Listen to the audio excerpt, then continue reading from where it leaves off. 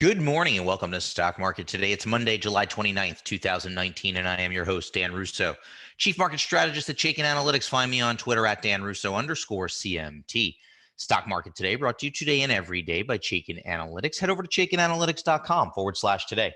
Sign up for a free email. You'll be able to follow along with this show. Get daily stock ideas for you to consider in your inbox every trading day before the market opens. I hope everybody had a great weekend, but let's dive right back in. Monday morning, U.S. equities finished higher in Friday's trading. Major indexes posting gains for the week. Comm services, consumer staples, and financials outperformed, while energy and industrials lagged. Those two groups actually closed lower on the day. Treasuries were mixed with the curve flattening. The dollar was stronger on the major crosses. Gold finished up 30 basis points, and WTI crude settled up a similar amount, 30 basis points. So again, your outperformers, comm services, staples, and financials. Underperformers, energy and industrials finished lower on the day. Materials and consumer discretionary also underperformed, though those two groups did finish higher. As we get to the desk this morning to start the week, S&P futures were pretty flat after finishing higher last week. S&P 500 up over 1.5% last week. Asian markets were mostly lower overnight, with South Korea and Hong Kong underperforming. European markets are lower as well. Treasuries are stronger across the curve. The dollar's mixed. Gold is little changed, and WTI crude is down 30 basis points. So taking back what it gained on Friday.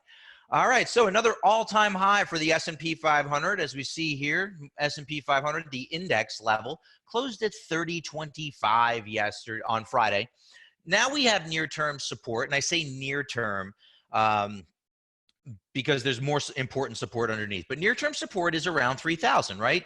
Psychologically important number. It was psychologically important on the upside. We, tried to punch through it a couple of times before finally really punching through it on Friday. So same thing holds on the downside. I mean, would I be really shooting against it? Probably not, but it is psychologically important. It is a round number. So there we are, around 3,000 for near-term support. Then 2,900 to 2,950 is still that really important support zone that we've been highlighting for quite some time. A break below 2,950 would kind of cause us to temper our bullish view a little bit. No price-based resistance at all-time highs. The RSI is in bullish ranges. The small divergence that we talked about on Friday morning does remain in place. However, I've drawn it here. What is the divergence? You can see that when the S&P 500 made a high a couple of weeks ago, the RSI also made a high. Now, Friday's high in the index was met with a lower high by the RSI. So a small negative divergence is in place, but Chaikin money flow is bullish and had a big spike on Friday with that close near the highs. So the indicators are still bullish, right? We're watching that divergence, but we're not getting overly concerned just yet. Price is the most important level, and I told you the price.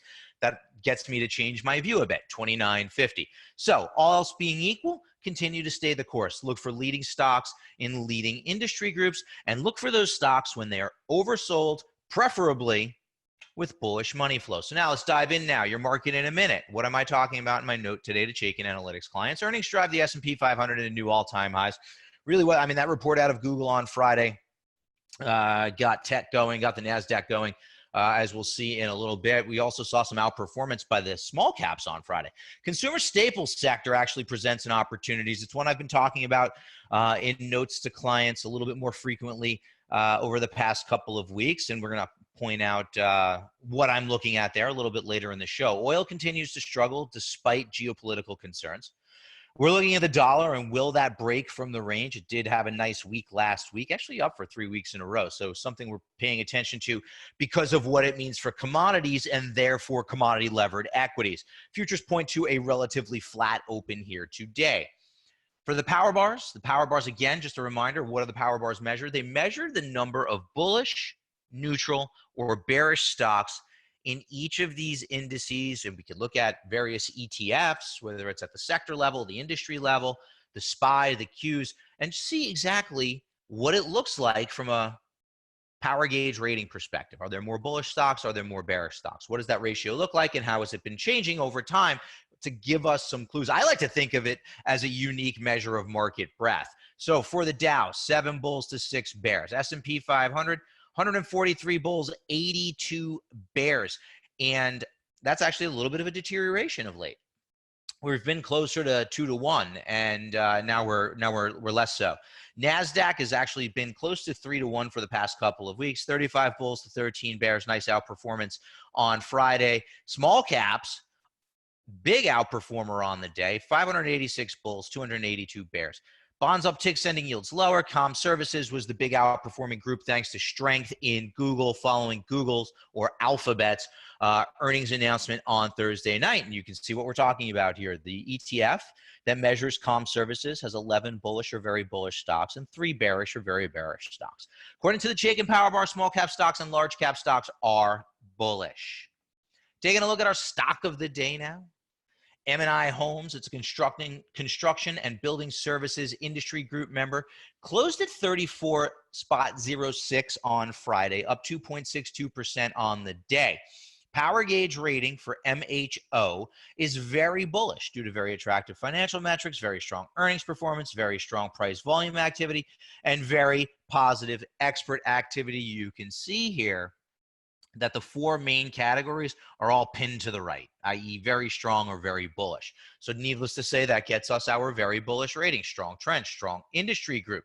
Stock is on that very bullish rating and just now beginning to outperform the market. Overbought, oversold indicator rounding up after failing to reach an oversold level. Money flow persistently bullish here, right? And you can see what the cause of this jump in relative strength is. Obviously, a better than expected earnings announcement sent the stock higher, and now it continues to run. But I just kind of wanted to point out what the checklist looks like. I think we're adding MHO. I don't think we are adding MHO to a bullish watch list here today, but we're going to give the earnings pop some time to settle out. And what's interesting to me is you can see the outperformance. But when we drop down our checklist, relative strength versus SPY is still neutral. Why is that? Because not only are we looking for outperformance, but we're looking for some persistency to that outperformance. So it's a new development over the past couple of days, obviously something that we're going to keep an eye on, but that's going to actually give you a neutral here on the checklist. Obviously, overbought, oversold is not oversold, so that's a neutral as well. Similarly, money flow persistency, right? That we look for that as well. You can see we've been persistently bullish, and that earns it the green check there. But just wanted to highlight, I'm adding MHO to a bullish watch list here today. I think you should as well. Sector tracker now, movement of the major sectors over the last 5 days. There's that big jump in comms with the print from Alphabet. Financials, I wrote about financials in my note on Friday. I talked about some emerging relative strength that continued to play out on Friday. Technology in the top 3, and that's always good to see. It is the largest weight in the S&P 500. Industrials, discretionary materials, and staples are middle of the road. Real estate and healthcare, positive but underperforming. Energy and utilities, negative. Starting to see a little bit of a backup in yields. 10-year yield up around 2.08%, kind of finding or building a base around the 2.05% level. Obviously, we have the Fed decision on Wednesday, so we'll see what happens with yields. But for now, we're starting the backup in yields is actually leading to some underperformance by our bond proxy sectors, real estate and utilities. Our industry in focus today, biotech services. Over the past 6 months, this group has underperformed the S&P 500 by 8.38%, and its power bar ratio, which measures future potential, is weak.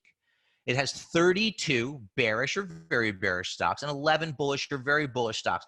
Currently ranked number 19 of 21 subsectors that we look at, unchanged over the past week. Some of the indicative names there with very bearish ratings: Sage Therapeutics, SAGE, BioCryst, BCRX, and Insmed, INSM. All of these have very bearish ratings. But again, when you're looking at individual biotech stocks, it really is important to drill down and see what the story is. Be aware of any potential catalysts that are coming down the line, because those could really move the stock 20, 30, 40% in a day. So it's important to really take that analysis a step further.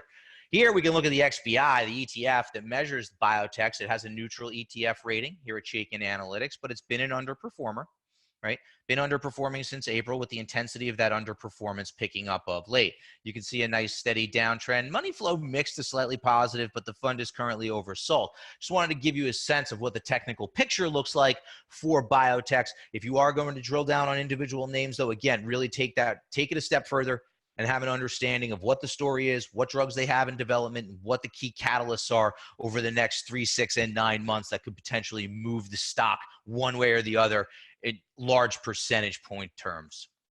Trending now, Friday's gainers and losers.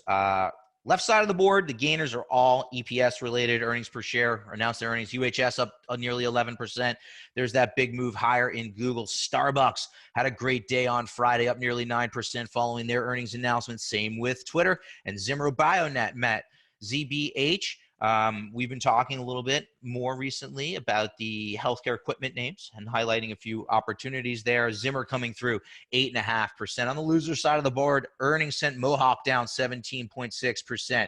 Cabot Oil and Gas, right? Energy's been under pressure. Oil remains under pressure. Cabot down 12% following their earnings. Xilinx reported their earnings on the 24th. Following through to the downside, stock does have a very bearish rating, and I'll note that it looks like it was dropped from the IBD 50 over the weekend. WMB, energy-related stock, didn't see any real company-specific news, but they were down 4.5% on Friday.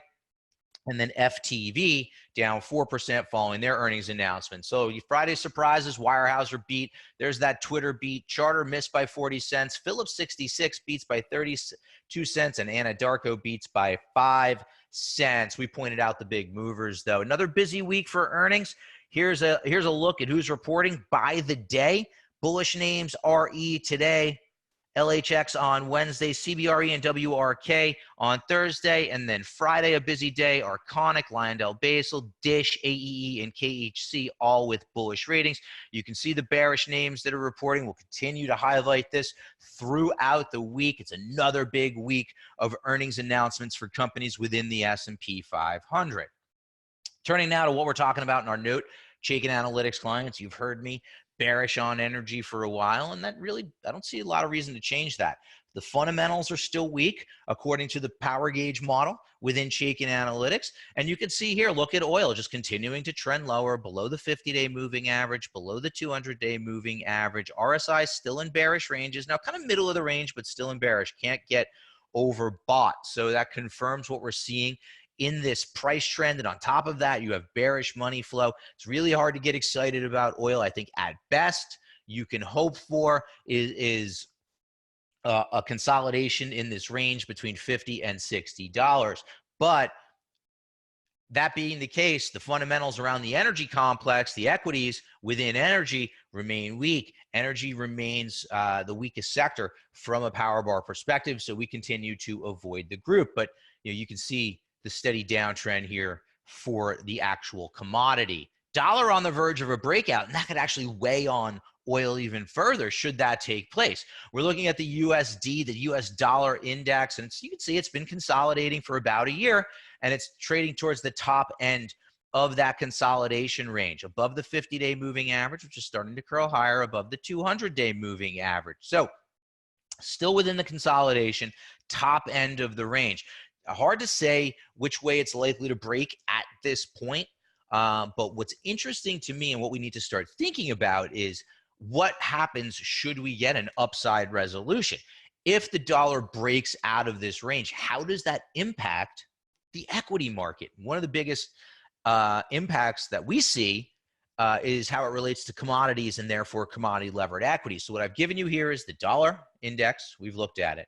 Here's the Bloomberg Commodity Index, trying to consolidate, but mostly trending lower, right? We talk about this every Monday in our notes, Chaikin Analytics clients. We also talk about it on Tuesdays in our Market Survival Guide. But what's interesting to me is here's that correlation. The correlation between this dollar index and this commodity index over the past 6 months, this is rolling 6-month correlation, you can see that for the most part it's negative. So should the dollar break higher, we would expect that to have a bearish impact on commodities. Reference back to the oil chart that we were just looking at. And then finally, consumer staples are outperforming a strong tape, which is kind of interesting because they're traditionally viewed as defensive, but we trade what is. Bullish ETF rating, outperforming the market, nearing an oversold level. Look at the persistency of bullish money flow. Nice, steady uptrend for the fund. I do see some opportunities within the group. We're highlighting Monster Beverage, MNST, in our note to Chaikin Analytics clients today, but I just kind of wanted to point it out to you. So that wraps it up for a Monday. Hope everybody has a great start to the week. I will be back here tomorrow. Head over to ChaikinAnalytics.com/today to sign up for that email. I will see you back here tomorrow. Have a great day, everyone.